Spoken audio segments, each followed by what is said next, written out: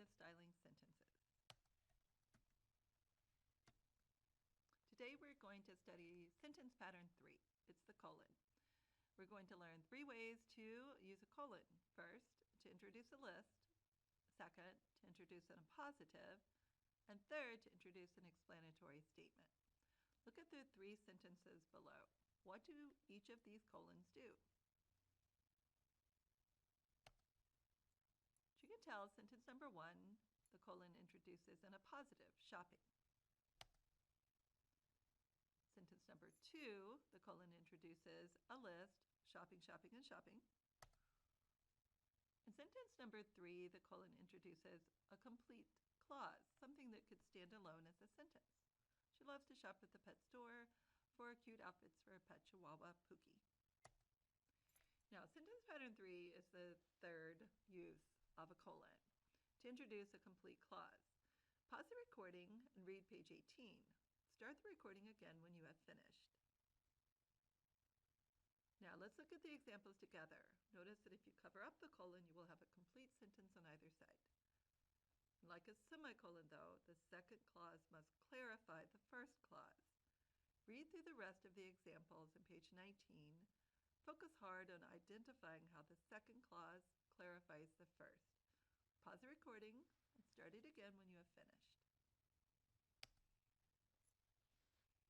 Now, as you read pattern 1, the semicolon is not to be confused with pattern 3, the colon. The key is to identify what role the second clause plays. It either answers an implied question, provides an example, or gives further explanation. Let's complete the exercises together. First, go to exercise 2 on page 21. The first clause asks for the second clause to further explain just why Japan is a genuine threat. Look at the example below. Is this sentence pattern 3? No, it is not sentence pattern 3. It doesn't actually explain why it's a genuine threat to American industries. Now, let's look at the next example. This example is an appropriate use of a colon. Notice how it focuses on explaining why it's a threat to American goods or American industries.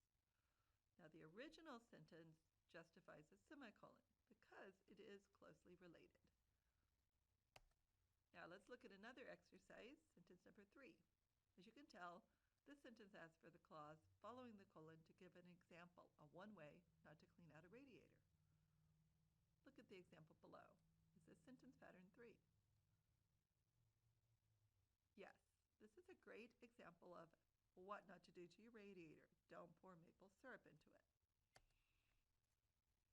Now, if we want to take the same clause and use a semicolon, this is a great example. I learned this lesson the hard way. It's closely related, but it is not an example of one way. Let's try one more exercise together. Sentence number 4. This sentence asks for the clause after the colon to answer an implied question, why the bodybuilder left. Look at the sentence below. Is this an example of sentence pattern 4?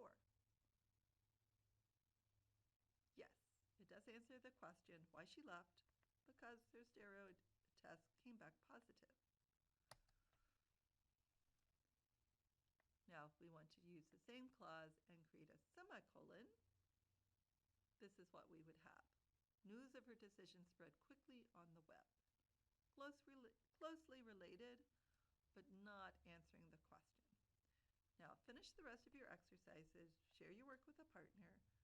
When you feel confident, create 5 original sentences of your own, and notify me to check your best sentence.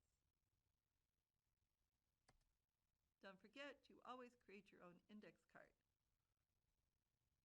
Make sure the front of your card includes this information. It appears in your text in the same order. The back of your card needs to include this information. Make sure you have that best sentence checked out by me so that you have good information on your card. Thank you and enjoy sentence pattern 3.